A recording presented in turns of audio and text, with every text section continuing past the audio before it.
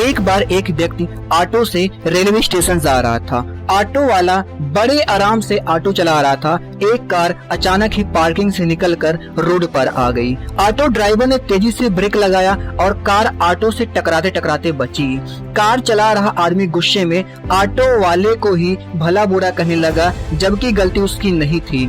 Auto चालक एक सत्संगी यानी कि सकारात्मक विचार सुनने सुनाने वाला था और उसने कार वाले की ही बातों पर गुस्सा नहीं किया और क्षमा मांगते हुए आगे बढ़ गया।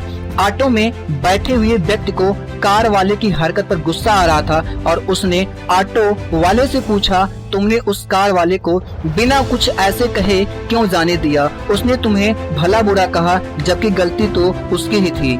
हमारी किस्मत अच्छी है, नहीं तो उसकी वजह से हम सब अब तक अस्पताल में होते। ऑटो वाले ने बहुत ही मार्मिक जवाब दिया, साहब बहुत से लोग गार्बेज ट्रक की भांति होते हैं जिनके दिमाग में बहुत ढेर सारा कूड़ा करकट भरा रहता है और वे उसी कूड़ा करकट को अपने दिमाग में भरकर चलते हैं। जिन चीजों की जीवन में कोई जरूरत नहीं होती उनको परिश्रम करके जोड़ते रहते हैं, जैसे क्रोध, घृणा, चिंता, निराशा आदि। जब उनके दिमाग में इनका कूड़ा बहुत अधिक हो जाता है तो वे अपना बोझ हल्का करने के लिए इसे दूसरों पर फेंकने का मौका ढूंढते हैं। इसलिए मैं ऐसे लोगों से दूरी बनाए रखता हूँ और उन्हें दूर से ही मुस्कुराकर अलविदा कह देता हूँ, क्योंकि अगर उन जैसे लोगों द्वारा गिराया हुआ कूड़ा मैंने स्वीकार कर लिया तो मैं भी कूड़े का ट्रक बन जाऊंगा और अपने साथ साथ आसपास के लोगों पर भी वही कूड़ा करकट गिराता रहूंगा। मैं सोचता हूँ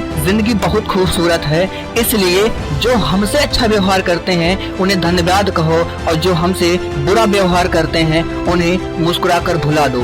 हमें याद रखना चाहिए कि सभी मानसिक रोगी केवल अस्पताल में ही नहीं रहते, कुछ हमारे दिमाग के आसपास भी घूमते रहते हैं। साहब यह प्रकृति का नियम है, यदि खेत में बीज न डाले जाएं तो प्रकृति उसे घास फूस से भर देती है। उसी तरह से यदि दिमाग में सकारात्मक विचार न भरे जाएं तो नकारात्मक विचार अपनी जगह बना लेती है। आप खुद सोच के देखो, जिसके पास जो होता है वह वही बांट सकता है। न सुखी सुख बांटेगा, न दुखी दुख बांटेगा। इसी तरह ज्ञानी ज्ञान बांटता है, भ्रमित भ्रम बांटता है और भयभीत भय बांटता है। इसी तरह जो खुद डरा है वह औरों को डराता है, दबा हुआ दूसरे को दबाता है और चमका हुआ दूसरे को चमकाता है। इसलिए हम सोचते हैं कि नकारात्मक विचार वाले लोगों से सकारात्मक दूरी बनाकर खुद को नकारात्मक से दूर रखें और जीवन में सकारात्मक अपनाएं और सत्संग से जुड़े रहें, और ये ही सुखी जीवन का मूल मंत्र है।